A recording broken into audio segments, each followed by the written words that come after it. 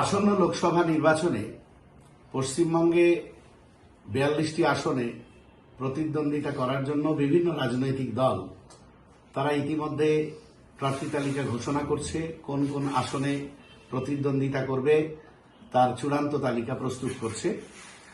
তারই প্রস্তুতিতে সাম্প্রদায়িক ফ্যাসিবাদী বিজেপিকে এই বাংলায় পরাস্ত করতে এবং দুর্নীতিগ্রস্ত এবং বিজেপির দোসর স্বৈরাচারী তৃণমূল কংগ্রেসকে পরাস্ত করতে আমরা সকলেই বদ্ধপরিকর এবং আইএসএফও এই অঙ্গীকারে অঙ্গীকারবদ্ধ।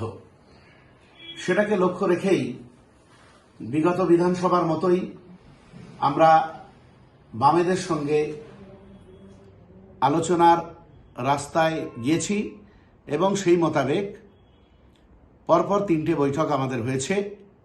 প্রথম দিকে আমরা 20টির বেশি আসনে প্রতিদ্বন্দ্বিতা করার কথা জানালেও জোট রাজনীতির স্বার্থে বিজেপি এবং তৃণমূল কংগ্রেসকে পরাস্ত করার স্বার্থে আমরা সেটা 14টা আসনে প্রতিদ্বন্দ্বিতা করার কথা জানিয়েছিলাম।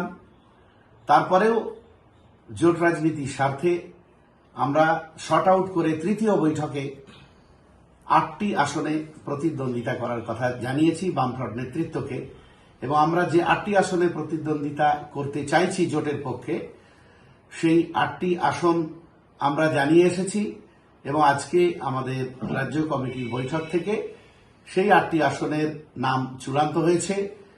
সেই 8টি আসন আমরা এখন আপনাদের সামনে জানাতে পারি যে কোন 8টি আসনে আমরা প্রতিদ্বন্দ্বিতা করব। উত্তর 24 পরগনার বারাসাত এবং বসিরহাট এই দুটো কেন্দ্রে আমরা প্রতিদ্বন্দ্বিতা করব জোট প্রার্থী হিসাবে। দক্ষিণ 24 পরগনার মথুরাপুর এবং যাদবপুর কেন্দ্রে আমরা প্রতিদ্বন্দ্বিতা করব। হাওড়া জেলার উলুবেড়িয়া কেন্দ্রে, হুগলি জেলার শ্রীরামপুর কেন্দ্রে, মালদা জেলার মালদা দক্ষিণ কেন্দ্রে এবং মুর্শিদাবাদ জেলার মুর্শিদাবাদ কেন্দ্রে আমরা প্রতিদ্বন্দ্বিতা করছি। এই 8টি আসনের তালিকা আমরা ঘোষণা করলাম। সেই সঙ্গে আর একটা বিষয় আপনাদের জানিয়ে রাখছি, এই 8টার মধ্যে জোটের স্বার্থে যাদবপুর কেন্দ্র থেকে আমরা সরে আসতে পারি একমাত্র বামফ্রন্টের প্রার্থী যদি বিশিষ্ট আইনজীবী জনদরদি বিকাশ রঞ্জন ভট্টাচার্য প্রার্থী হন। সেক্ষেত্রে আমরা অবশ্যই প্রার্থী পদ তুলে নেব, অবশ্যই যাদবপুর থেকে সরে আসব।